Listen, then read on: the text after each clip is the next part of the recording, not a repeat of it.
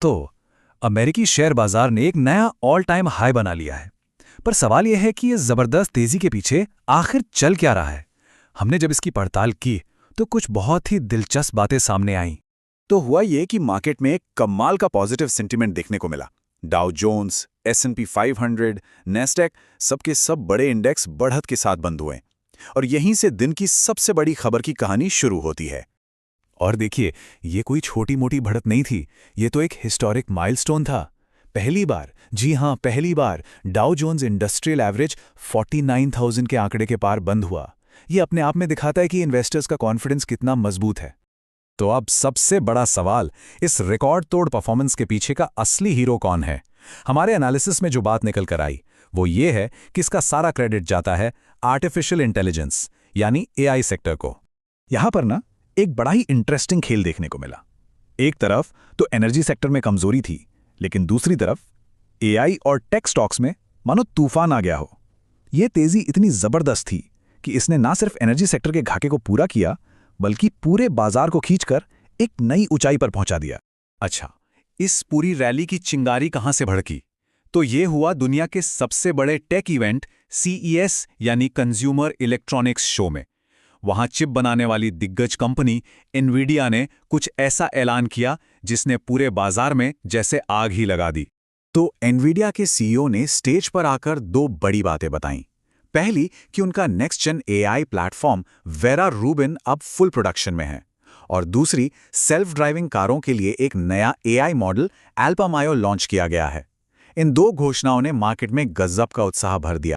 Nvidia ने खुद कहा कि AI और उनके रूबिन प्लेटफॉर्म की डिमांड आसमान छू रही है। बस ये एक लाइन ही काफी थी।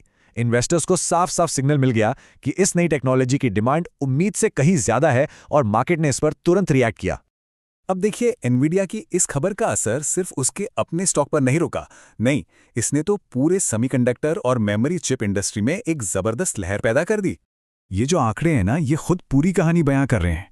माइक्रॉन, सैनडिस्क, वेस्टर्न डिजिटल, इन बड़ी बड़ी कंपनियों के स्टॉक्स एक ही दिन में कितना ऊपर गए?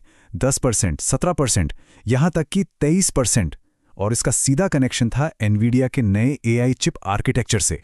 चलिए, अब थोड़ा टेक न्यूज से हटकर बड़ी पिक्चर को देखते हैं, मतलब इकोनॉमी का पूरा माहौल कैसा है।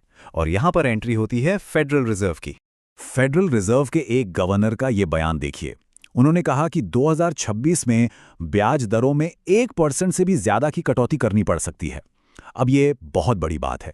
जैसे ही मार्केट को भविष्य में रेट कट का हिंट मिला, एक उम्मीद की लहर दौड़ गई, क्योंकि देखिए, कम ब्याज दर का सीधा मतलब होता है कंपनियों के लिए सस्ता लोन, और सस्ता लोन मतलब ज्यादा ग्रोथ और ज्यादा प्रॉफिट। आगे बढ़ने से पहले ये बेसिस पॉइंट्स क्या होता है ये समझ लेते हैं।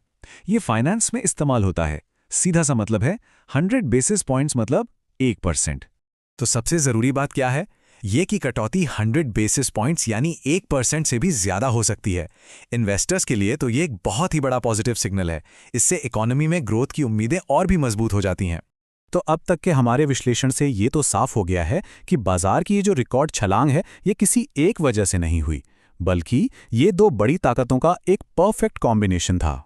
इसे ऐसे समझ सकते हैं, इस रैली का फॉर्मूला दो हिस्सों में था। एक तरफ इंडस्ट्री के लीडर की तरफ से एक जबरदस्त टेक इनोवेशन, और दूसरी तरफ फेडरल रिजर्व से मिले पॉजिटिव संकेतों की वजह से इकोनॉमी को लेकर एक मजबूत उम्मीद। इन दोनों ने मिलकर ही बाजार को रॉकेट बना दिया। तो सब कुछ तो बहुत अच्छा लग रहा है, पर अब आगे क्या? अब बाजार की इस तेजी का असली टेस्ट होने वाला है। तो आगे का हफ्ता कैसा देखने वाला है? देखिए, मंगलवार को तो मार्केट ने रिकॉर्ड बना दिया। इस हफ्ते फेड के अधिकारियों की तरफ से और भी बयान सुनने को मिलेंगे, लेकिन सबकी नजरें टिकी हैं शुक्रवार पर, जब अमेरिका की दिसंबर जॉब्स रिपोर्ट आएगी। यही वो डेटा है जो मार्केट की अगली चाल तय करेगा। और यहीं पर हम इस विश्लेषण के सबसे बड़े सवाल पर आते हैं। क्या आने वाले जॉब्स के आंकड़े फेडरल रिजर्व के नरम रुख को सपोर्ट करेंगे? क्या ये रैली आगे भी जारी रहेगी? बस इसी सवाल का जवाब मार्केट का भविष्य तय करेगा।